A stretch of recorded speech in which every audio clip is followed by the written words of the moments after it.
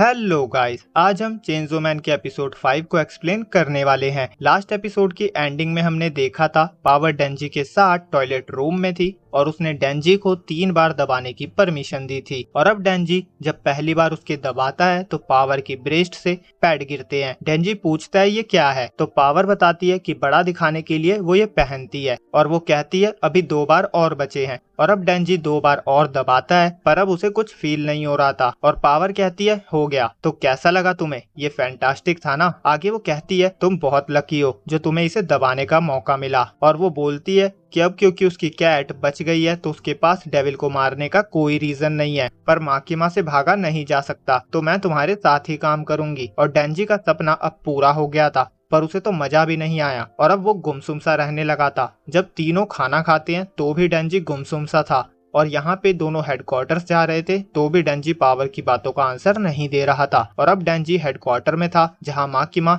Last fight में हुए नुकसान के लिए उससे स्टैंप्स लगवा रही थी और डेंजी माकिमा को परेशान लग रहा था तो वो उससे पूछती है क्या तुम्हें कोई बात परेशान कर रही है? और डेंजी उसे बताता है मैं एक गोल को चेस कर रहा था और अब वो पूरा हो गया, पर मैंने जितना सोचा था वो उतना मजेदार नहीं था और अब मैं सोच रहा हूँ अगर अब मैं किसी और के पीछे गया और वो भी ऐसा ही हुआ तो क्या मैं बस उसे पाने तक ही खुश रह पाऊंगा? और माकिमा कहती है तुम किस चीज की बात कर रहे हो? जिस पे डेंजी बताता है मैंने पहली बार किसी के ब्रेस्ट को टच किया पर मुझे मजा नहीं आया। और फिर माकिमा उसके हाथ को पकड़ती है और कहती है जब तुम ये करते हो तो तुम सामने वाले को जितना जानते हो इसमें उतना ही मजा आता है। और फिर वो अपने कानों को उसके हाथों से टच करवाती है और फिर उसके फिंगर को बाइट करती है और कहती है इससे तुम्हें ये याद रहेगा। और फाइनली वो उसके हाथ को अपने ब्रेस्ट पे रख देती है और डेंजी को इतना जोर का झटका लगता है वो बिल्कुल पीछे पहुंच जाता है। और अब माकिमा बोलती है डेंजी मैं चाहती हूँ तुम मेरे लिए कुछ करो। डेंजी कहता है बताओ। माकिमा कहती है मैं चाहती हूँ तुम गन डेविल को मार दो। आगे वो बताती है गन डेविल 13 साल पहले अमेरिका में देखा गया था पर अब किसी को भी पता नहीं कि वो कहाँ है। ये इतना स्ट्रॉन्ग डेविल है कि हर इंसान इसे मारना चाहता है और मुझे लगता है तुम इसे मार सकते हो क्योंकि तुम दूसरे डेविल हंटर्स की तरह नहीं हो। वो कहती है अगर तुमने गन डेविल को मार दिया तो मैं तुम्हारी कोई भी एक इच्छा पूरी करूंगी। डेंजी को माकिमा की बात पे बिलीव नहीं होता। वो रिपीट करता है कि अगर मैंने गन डेविल को मार दिया तो तुम मेरी कोई भी एक विश पूरी करोगी? और माकिमा कहती है हाँ। और डेंजी फिर पूछता है वो फिर हाँ कहती है।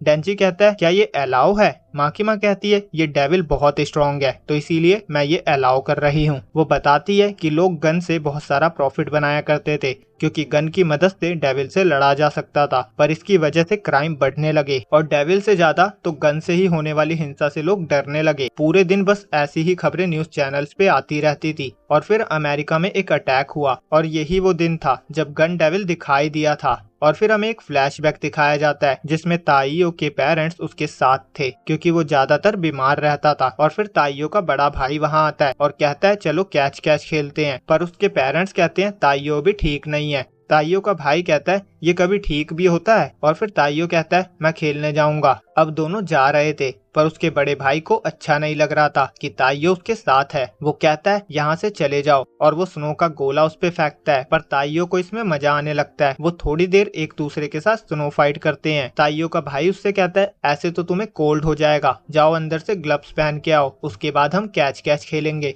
और ताइयो सुनकर खुश हो जाता है और वो ग्लव्स लेने अंदर चले जाता है, पर तभी वहाँ पर एक तूफान आता है जिसमें ताइयो का पूरा घर उड़ जाता है। और अब माकिमा बताती है उस दिन बस 5 मिनट में 1.2 मिलियन लोग मारे गए थे और तभी से गन डेविल को कभी नहीं देखा गया। और इसके बाद लोग डेविल से और ज्यादा डरने लगे जिससे डेविल और भी स्ट्रॉन्ग हो गए। और फिर गन्स पे भी पाबंदी लगा दी गई जिससे गन डेविल को कमजोर किया जा सके। डेंजी कहता है मुझे कुछ समझ तो नहीं आया पर ये कह सकते हैं कि वो स्ट्रॉन्ग है। माकिमा पूछती है तुम्हें लगता है तुम उसे हरा दोगे? डेंजी कहता है हाँ मैं हरा दूंगा। और माकिमा कहती है तो पहले हमें गन डेविल को ढूंढना होगा। डेंजी पूछता है हम उसे कैसे ढूंढेंगे? जिसपे माकिमा उसे गन डेविल के टुकड़े दिखाती है और बताती है कि अगर कोई डेविल इसे खाता है तो वो स्ट्रॉन्ग बन जाता है। और वो बताती है कि ये चीज गन डेविल की तरफ अट्रैक्ट होती है पर अभी ये बहुत छोटी है, अगर हम इसके और टुकड़े ढूंढ पाए तो गन डेविल तक पहुंचना आसान हो जाएगा। और फिर हमें आकी और हिमैनो का सीन दिखाया जाता है जिन्होंने फिश डेविल को मार के एक और टुकड़ा ढूंढ लिया था। और फिर हमें पता चलता है कि ताइयो का बड़ा भाई जो उस हमले में अकेला बच गया था वो आकी ही है। और फिर इन्हें न्यूज मिलती है कि इस होटल में एक डेविल को देखा गया है और यहाँ जितने भी सिविलियन हंटर्स अंदर गए थे वो सब मारे जा चुके हैं। ऐसा लगता है कि इस डेविल ने गन डेविल के टुकड़े को खाया हुआ है और इसीलिए यहाँ पब्लिक डिपार्टमेंट के 6 एजेंट्स को भेजा गया है जो बेसिकली आकी की ही टीम है। और आकी कहता है जो डेविल यहाँ है शायद उसने गन डेविल के टुकड़े खाए हुए हैं, जिसपे डेंजी कहता है क्या पता वो गन डेविल ही हो। और आकी कहता है अगर वो गन डेविल होता तो ये टुकड़े बहुत तेजी से अट्रैक्ट हो रहे होते। और फिर ये बंदा आकी से बोलता है क्या हम सच में इन दोनों पे भरोसा कर सकते हैं? एक फील्ड है और दूसरा कोई पंख। जिसपे आकी कहता है हम इनके भरोसे नहीं रहने वाले, पर इस टाइप के मिशन में पहले ये दोनों ही फाइट करेंगे। अगर इन्होंने भागने की या साइड बदलने की कोशिश करी तो हम इन्हें मार देंगे। ये सुनकर पावर कहती है तुम हमारे साथ जानवरों जैसा बर्ताव कर रहे हो। जिसपे आकी कहता है तुम्हें बोलने का हक नहीं। और फिर डेंजी पावर को बोलता है लगता है ये सुबह वाली बात के लिए अभी तक गुस्सा है। और पावर कहती है लगता है हमने थोड़ा ज्यादा बड़ा प्रैंक कर दिया। और आकी चिल्लाता है तुम उसे प्रैंक कह रही हो, मैं तुम्हें मार दूंगा। और हिमैनो कहती है तुम्हें हमेशा इतना गुस्सा नहीं करना चाहिए। और डेंजी कहता है ये सही कह रही है, वो बैड डेविल मुझे मार ही चुका था और अब ये काम और आ गया, मुझे तो रिवॉर्ड मिलना चाहिए। जिसपे हिमैनो कहती है ठीक है मैं तुम्हें रिवॉर्ड दूंगी। वो कहती है जो भी इस डेविल को मारेगा मैं उसे गालों पे किस करूंगी। और ये कहता है नहीं तुम ये नहीं कर सकती। जिसपे हिमैनो कहती है क्या रिवॉर्ड से मोटिवेशन नहीं मिलता? ये सुनकर डेंजी को माँ की वो टच करने की याद आती है और वो कहता है तुम चिंता मत करो, मैं बहुत मोटिवेटेड हूँ। मैंने पहले ही अपने फर्स्ट किस का डिसाइड कर लिया है और मैं उसके लिए इस डेविल को क्या किसी को भी मार दूंगा। जब तक गन डेविल नहीं मरता मैं चैन से नहीं बैठूंगा। और आगे वो कहता है वैसे भी इन चीजों में तो तभी मजा आता है जब कोई अच्छे से एक दूसरे को जानता हो, और मैं तो तुम्हारा नाम भी नहीं जानता,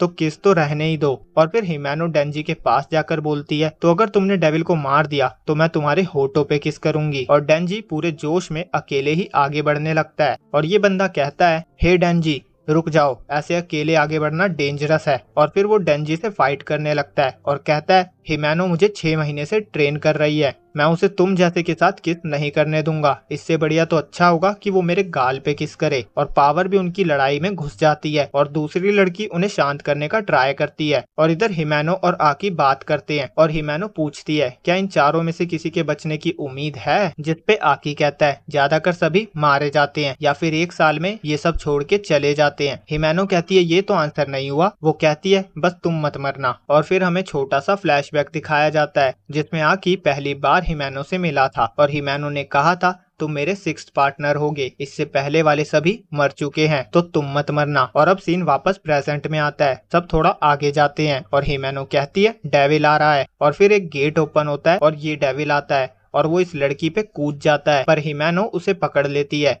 और फिर पावर उसे अपने ब्लड के हथियार से काट देती है। पावर कहती है क्या तुमने देखा वो डेविल मुझसे डर के कैसे हवा में ही रुक गया था। जिसपे हिमैनो कहती है वो मेरी पावर थी। वो बताती है मैंने गोस्ट डेविल के साथ कॉन्ट्रैक्ट किया है, मैंने उसके राइट हैंड के बदले अपनी ये वाली आंख उसे दी है। मेरा गोस्ट हैंड स्ट्रॉन्ग भी है और इनविजिबल भी। और आकी गन डेविल के टुकड़े को इस डेविल के अंदर चेक कर रहा था पर उसे कुछ नहीं मिलता, जिससे वो समझ जाते हैं कि जिस डेविल को वो ढूंढ रहे हैं ये वो नहीं था। और अब वो 9th फ्लोर पर जाने लगते हैं और बीच में ही पावर कहती है अगर मैं इसे मारने की कोशिश करूं तो तुम क्या करोगी। और हिमैनो अपने गोस्ट हैंड से उसका गला पकड़ लेती है और कहती है अगर तुम मिसबिहेव करोगी तो मैं कभी भी तुम्हारा गला दबाकर तुम्हें मार सकती हूँ। पावर उस हाथ को टच करने का ट्राई करती है पर वो नहीं कर पाती और फिर हिमैनो उसे छोड़ देती है और सब आगे बढ़ने लगते हैं। और फिर यही बंदा नोटिस करता है कि ये तो वही 8th फ्लोर है, हम तो 9th पे चढ़ रहे थे ना। और फिर वो नीचे जाने लगता है पर सबको वो ऊपर से आता हुआ दिखाई देता है और हिमैनो कहती है तुम तो नीचे गए थे, ऊपर से कैसे आए। और ये लड़की डरने लगती है और यहीं पे ये एपिसोड एंड हो जाता है। वैसे इतने सारे एनीमे देखने के बाद हमें ये तो पता चल ही गया है कि ये किसी तरह का लूप है। तो चलिए मिलते हैं अगले एपिसोड में, जब तक के लिए बाय बाय।